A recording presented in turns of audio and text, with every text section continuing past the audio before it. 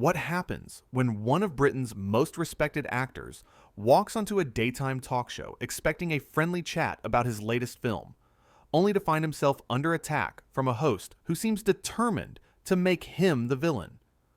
In just 29 seconds, a single comment would turn a routine interview into one of the most shocking moments in daytime television history, leaving Colin Firth no choice but to stand up, walk off set, and leave the Loose Women panel sitting in stunned silence. Colin Firth arrived at the Loose Women studio that morning, the same way he always approached these promotional appearances. Calm, professional, ready to discuss his new project with grace and charm. The actor had done hundreds of interviews over his career. He knew how to handle tough questions. He knew how to deflect when things got uncomfortable.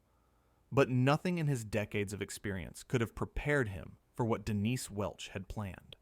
The panel that day included Denise as the lead host, alongside Jane Moore, Colleen Nolan, and Nadia Sawalha. The energy in the studio seemed normal at first. The audience was excited. Colin walked out to warm applause, taking his seat on the famous purple couch with that trademark humble smile. He shook hands with each panelist, exchanged pleasantries, and settled in for what he assumed would be a straightforward conversation. Denise started with the basics. "So Colin, lovely to have you here. Tell us about the new film." Colin leaned forward slightly, his hands clasped together. "Well, it's a thriller actually, quite different from what people might expect from me. My character is dealing with some really complex moral questions about loyalty and truth, and I found that incredibly interesting to explore." "Sounds deep," Denise said, and there was already something in her tone. A slight edge, a hint of mockery that made Jane glance sideways at her. Colin either didn't notice or chose to ignore it. "I think it is, yes. The director really wanted to examine how far someone would go to protect the people they love, even when doing so means compromising their own values." Right, Denise interrupted, waving her hand dismissively. "But let's talk about something a bit more interesting, shall we?" The audience laughed nervously. Colin's smile tightened just a fraction, but he maintained his composure. "Of course.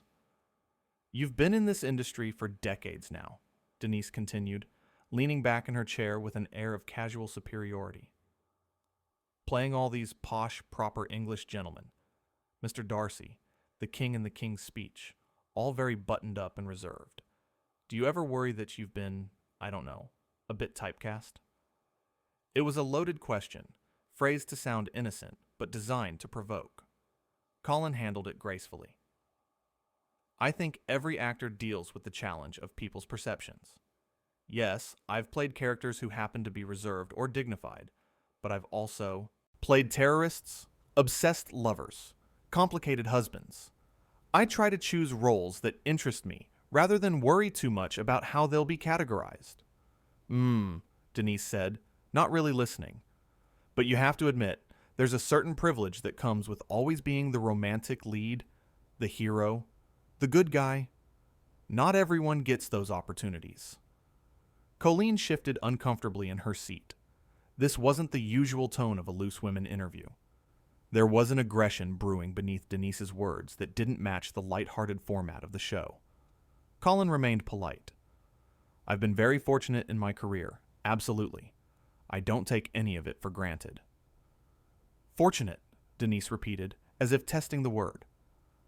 "That's one way to put it.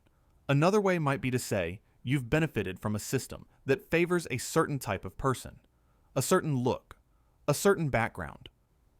Now, Jane definitely looked concerned. She jumped in quickly, trying to redirect. "Colin, I saw you in the film, and I thought your performance was wonderful. There's a scene where your character has to make an impossible choice. How did you prepare for that emotionally?" But Denise wasn't having it. She talked right over Jane. "No, I think this is worth discussing. Colin, you went to very expensive schools, didn't you? Private education, all very elite." Colin's jaw tightened slightly, but his voice remained steady. "I went to a comprehensive school until I was 14, actually. Then I attended a drama school on a scholarship. But I'm not sure what my education has to do with the film we're here to discuss. Oh, come on, Denise said with a harsh laugh. Don't play naive. It has everything to do with it. You're sitting here, Mr. Successful Actor, because you had doors open for you that other people never get. And now, you swan into interviews expecting everyone to fawn over you and your complex moral questions. The audience had gone completely silent. This wasn't banter. This wasn't playful challenging. This was an attack, and everyone in the studio could feel it. Nadia tried to intervene. Denise, I think we're getting a bit off track here. Colin is our guest, and he's been nothing but gracious. I'm just being honest, Denise shot back. Isn't that what we do on this show? Have honest conversations? Or are we supposed to just smile and nod when someone from his world comes on? Colin sat very still. His expression was carefully neutral, but there was a flash of something in his eyes. Hurt, maybe, or anger that he was fighting to control. I'm not entirely sure what you mean by his world, but if you have an issue with me personally, perhaps we should address that directly rather than couching it in vague implications. Oh, now he's getting defensive, Denise said to the other panelists, as if Colin wasn't sitting right there. Can't handle a bit of pushback, can he? That's not fair, Colleen said, firmly. You're being hostile for no reason. I'm being real, Denise countered. I'm tired of these interviews where we're supposed to treat celebrities like they're untouchable. Colin Firth is just a person. He's not special. He's not better than anyone else here.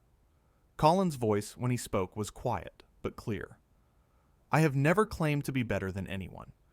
I came here to talk about a film that a lot of people worked very hard on. If you have personal grievances with me or with what I represent to you, that's unfortunate. But I don't think ambushing me on live television is the appropriate forum. Ambushing? Denise's voice rose. You think this is an ambush? This is just a conversation, Colin.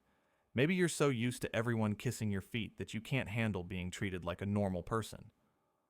Jane put her hand on Denise's arm. Stop. This has gone too far.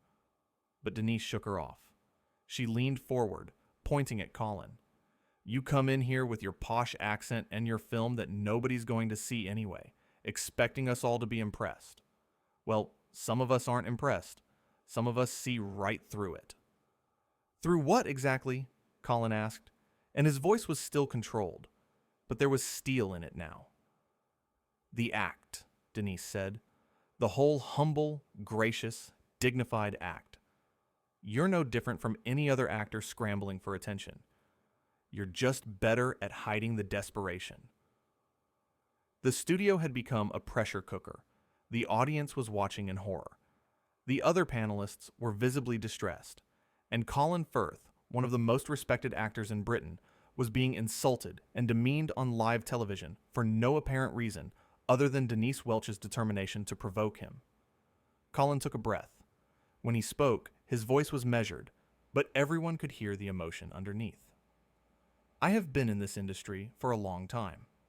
I have done interviews with journalists who disagreed with me, who challenged my work, who asked difficult questions. That's part of the job, and I respect it. But what you're doing right now isn't journalism. It isn't honest conversation. It's cruelty disguised as candor. Oh, please, Denise scoffed. I'm not finished, Colin said, and there was a firmness in his tone that actually made Denise pause. You've spent the last several minutes attacking my character, my background, my career, without any provocation or justification. You've made assumptions about who I am and what I believe without knowing anything about me. And you've done it all while I've sat here trying to maintain civility and respect, which you have offered me none of in return. Nadia nodded slowly. He's right, Denise.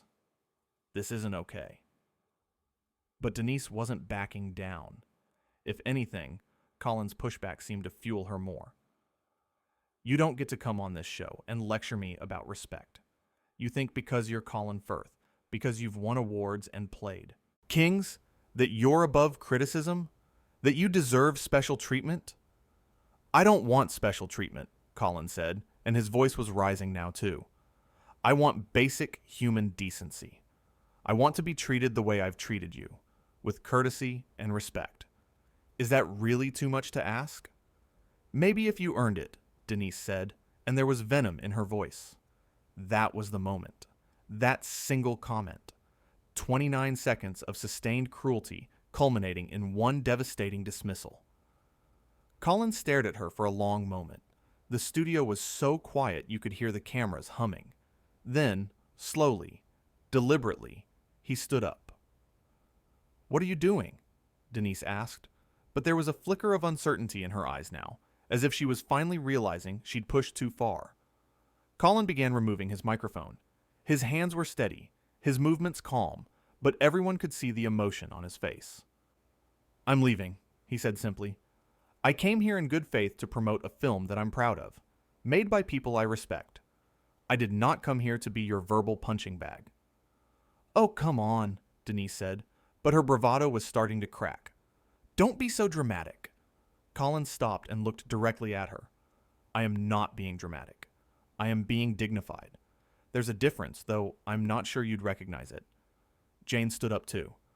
"Colin, please, I apologize for how this has gone." "You have nothing to apologize for," Colin said to her, his voice softening. "You tried to redirect multiple times. You and Colleen and Nadia have been nothing but professional." He turned back to Denise. "But I will not sit here and allow myself to be disrespected. I will not participate in whatever agenda you're pursuing, and I will not pretend that any of this is acceptable behavior from someone in your position." "My position?" Denise laughed, but it sounded forced. "What position is that?" "As a host," Colin said. "As someone who is supposed to create a welcoming environment for guests. As a person who should understand that behind every public figure is a human being who deserves to be treated with basic kindness." Colleen was nodding. Absolutely right. Denise looked around at her fellow panelists, perhaps expecting support, but finding none. "You're all going to side with him? Really?" "We're not siding with anyone," Nadia said carefully. "But you've been out of line, and you know it." "Unbelievable," Denise muttered, crossing her arms. Colin had his microphone off now. He set it carefully on the couch, then straightened his jacket. "I wish you all the best," he said to the other panelists. "Thank you for trying to make this work." He didn't look at Denise again.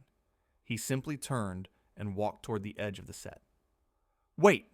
Denise called out, and there was something desperate in her voice now. "You can't just leave in the middle of the show." Colin paused at the stairs leading off the stage. He turned back, and when he spoke, his voice carried across the entire studio. "Yes, I can. I'm a person, not a prop, and I choose not to be here anymore." "But we're live," Denise protested. "I know," Colin said, "which means everyone watching saw exactly why I'm leaving. They saw every word you said. They saw how you treated someone who did nothing to deserve it, and they can make their own judgments about whose behavior was unacceptable." With that, he walked down the steps and disappeared backstage, leaving the four panelists sitting in stunned silence. For a moment, nobody spoke. The cameras kept rolling. The audience sat frozen, unsure how to react. This was unprecedented. Guests didn't walk off loose women. Interviews didn't implode like this. Finally, Colleen broke the silence. "Well, that was something." Denise tried to recover, tried to spin it. "He's being ridiculous. I was just asking questions." "No," Jane said flatly. "You were being cruel. There's a difference." "I was being honest," Denise insisted. "You were being a bully," Nadia said quietly. "And you need to own that." Denise looked genuinely taken aback. She opened her mouth, closed it, then tried again. I was just trying to have a real conversation." "By attacking him personally?" Colleen shook her head. "That wasn't a conversation, Denise. That was an interrogation. That was you taking out something on him that had nothing to do with him." The producer's voice came through their earpieces, probably telling them to go to commercial, to salvage what they could of the show. But the damage was done. The interview had collapsed. A respected actor had been driven off the set by a host who seemed determined to humiliate him. Denise tried one more time to defend herself. He could have handled it better. He handled it with remarkable restraint, Jane said sharply. Most people would have walked off much sooner. He gave you chance after chance to course correct, and you just kept pushing. I don't understand why everyone's attacking me now, Denise said, and she sounded genuinely confused, as if she couldn't see her own role in what had just happened. We're not attacking you, Nadia said, though her voice was strained. We're trying to make you see that what you did was wrong. You owe that man an apology. He left, Denise pointed out. Can't apologize to someone who isn't here. You could start by apologizing to the audience for wasting their time and embarrassing the show, Colleen suggested. Denise's expression hardened. I'm not apologizing for being honest. Then you've learned nothing, Jane said sadly. The floor manager was gesturing frantically, trying to get them to wrap up, to transition to the next segment, to do anything that would move past this disaster. But the panelists were still reeling, still processing what had just occurred. Backstage, Colin had already collected his things and was heading for the exit. Staff members approached him, apologizing profusely, asking if he was all right, if there was anything they could do. He was polite to all of them, thanked them for their concern, but made it clear he would not be returning to finish the interview. I understand this puts you in a difficult position, he told one of the producers. That wasn't my intention, but I couldn't stay. No one blames you, the producer said quickly. Honestly, we're mortified. That should never have happened. Colin nodded, accepting the apology with grace, even in his moment of hurt and anger. That was the thing about Colin Firth, the thing that made Denise's attack so particularly unfair. He was genuinely kind, genuinely humble. The qualities she had mocked him for were real, not an act, and her inability to see that said far more about her than it did about him. Back on set, they finally cut to commercial. The moment the cameras were off, chaos erupted. The other panelists turned on Denise, their voices overlapping as they tried to make her understand the severity of what she'd done. Do you realize what you've just done to this show? Jane demanded. I was making good television, Denise argued weakly. You were being horrible, Colleen said. There's a difference between challenging someone and being cruel, and you crossed that line about 5 minutes into the interview. Nadia was shaking her head. I've never been so uncomfortable in all my time on this show. That poor man. He handled it with such grace, and you just kept coming at him. Why? Jane asked. What did he ever do to you? Denise didn't have an answer. She sat there, arms still crossed, looking defensive and cornered, but not apologetic. Maybe she genuinely believed she'd been in the right. Maybe she was too proud to admit she'd been wrong. Maybe she simply didn't care. The audience was buzzing during the commercial break, everyone talking about what they'd just witnessed. Some were shocked. Some were angry. Some were deeply uncomfortable, but all of them understood that they'd seen something that would be talked about for a long time. When they came back from commercial, Denise attempted to address what had happened. So, as you saw, Colin Firth decided to leave our interview early. I think emotions ran high on both sides, and, we wish him well with his film. It was a non-apology, a deflection, an attempt to make it seem like both parties were equally at fault when everyone who had watched knew that wasn't true. Jane looked directly at the camera. I want to apologize to Colin Firth on behalf of the show. He deserved better than what happened here today. He was gracious, he was professional, and he was treated poorly. That's not what Loose Women is about. Colleen and Nadia murmured their agreement. Denise said nothing, her expression stony. They tried to continue with the rest of the show, but the energy was completely off. The incident hung over everything.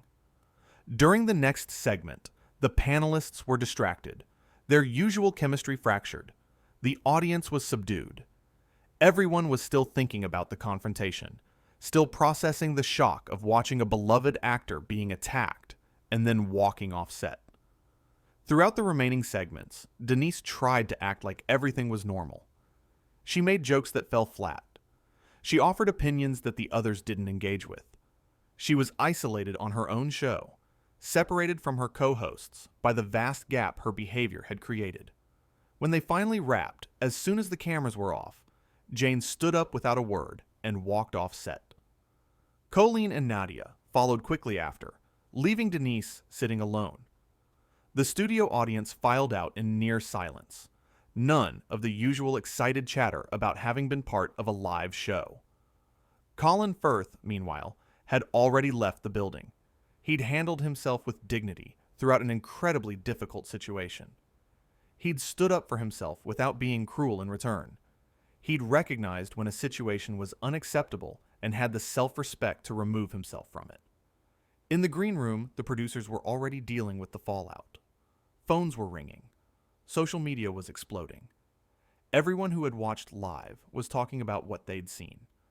The consensus was overwhelming. Colin Firth had been the consummate professional.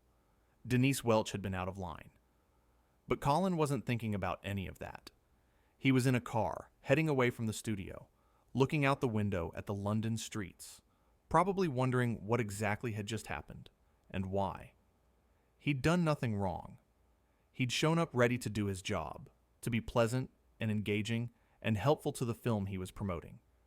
Instead, he'd been subjected to a bizarre personal attack from someone who seemed determined to tear him down. It wasn't the questions that had bothered him. He'd dealt with tough questions before. It was the malice, the personal nature of the attacks, the way Denise had seemed to take pleasure in trying to make him uncomfortable, in trying to provoke him into losing his temper. But he hadn't lost his temper. He'd stayed calm. He'd tried to reason with her, and when it became clear that reason wasn't going to work, when it became clear that she was going to continue attacking him no matter what he said, he'd made the difficult decision to leave. It took courage to walk away. In that moment, on live television, with cameras rolling and hundreds of people watching, it would have been easier to just sit there and take it. To endure the rest of the interview and then complain privately afterward. But Colin had chosen differently. He'd chosen his dignity over convenience. He'd chosen self-respect over avoiding confrontation. Back at the studio, Denise finally left the set. She walked through the corridors where staff members wouldn't meet her eyes. She passed by the room where the other panelists were debriefing without her. She collected her things and left, and in her wake was confusion and disappointment, and a lot of people wondering what had possessed her to treat a guest that way. The story would spread quickly. By that evening, every entertainment news outlet would be covering it. The video clips would be shared thousands of times. People would dissect every moment, every comment, every expression on Colin's face as he tried to maintain his composure under attack. And through it all, what would stand out was the contrast between the two people at the center of the controversy. Colin Firth, who had remained calm and dignified even when provoked, who had tried repeatedly to redirect the conversation to more constructive territory, who had given Denise chance after chance to back down before finally deciding he'd had enough, and Denise Welch, who had seemed determined to create conflict where none existed, who had attacked a guest for no clear reason, who had been unable or unwilling to recognize when she was crossing a line. The Loose Women set sat empty now, the purple couches still arranged around the coffee table where less than an hour ago, one of the most dramatic moments in the show's history had unfolded. The spot where Colin had sat was empty. The microphone he'd removed lay on the cushion where he'd carefully placed it. In just 29 seconds, with one final cruel comment about him needing to earn basic respect, Denise Welch had destroyed what should have been a routine interview. She'd driven away a respected guest. She'd embarrassed herself and her show. and she'd created a moment that would define her reputation for years to come. Colin Firth didn't need to say anything else. His walk-off had said everything. He'd shown that there are limits to what anyone should tolerate, no matter how famous they are or how badly they might need publicity for a project. He'd shown that dignity and self-respect matter more than convenience or avoiding awkwardness. The story would be told and retold. The video would be watched and analyzed. People would debate whether he'd overreacted, though most would conclude he'd actually been remarkably patient. They'd discuss what had motivated Denise's hostility, though no satisfying explanation would ever emerge. But at its core, the story was simple. A kind, professional man had walked into what should have been a friendly interview. He'd been attacked without provocation by a host who seemed to be working through her own issues. He'd handled it with as much grace as anyone could be expected to show under those circumstances. And when grace wasn't enough, when nothing he said or did could satisfy his attacker, he'd done the only thing left to do. He'd stood up. He'd removed his microphone. And he'd walked away, leaving behind a studio full of people forced to confront the ugliness of what had just occurred. That was the moment that would be remembered. Not the accusations Denise had thrown at him, not her attempts to justify her behavior, but Colin Firth, standing with quiet dignity, explaining calmly why he wouldn't tolerate being treated that way, and then following through. It was a masterclass in maintaining composure, a lesson in standing up for yourself without stooping to cruelty, and a reminder that sometimes the most powerful thing you can do is simply refuse to participate in someone else's attempt to drag you down.